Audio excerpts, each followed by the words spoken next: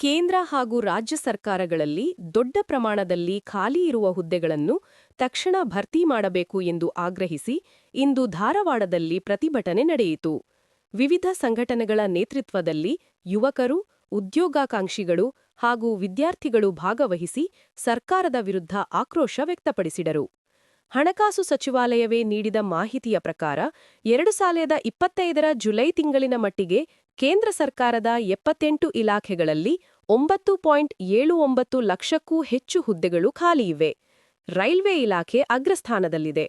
ಅದೇ ರೀತಿ ಕರ್ನಾಟಕದಲ್ಲಿ ಮಾತ್ರವೇ 43 ಇಲಾಖೆಗಳಲ್ಲಿ 2,84,881 ಹುದ್ದೆಗಳು ಖಾಲಿಯಿವೆ ಎಂದು ರಿಪೋರ್ಟ್ಗಳು ಸೂಚಿಸುತ್ತಿವೆ. ಆದರೆ ನೇಮಕಾತಿ ಪ್ರಕ್ರಿಯೆ ವೇಗಗೊಳ್ಳದೆ ಸಣ್ಣ ಪ್ರಮಾಣದ ಜಾಹೀರಾತುಗಳ ಮೂಲಕ ಕೇವಲ ನೇಪಥ್ಯದಲ್ಲಿನ ನೇಮಕಾತಿ ಕಾರ್ಯ ಮಾತ್ರ ನಡೆಯುತ್ತಿದೆ ಎಂದು ಪ್ರತಿಭಟನಾಕಾರರು ಆಕ್ರೋಶ ವ್ಯಕ್ತಪಡಿಸಿದರು.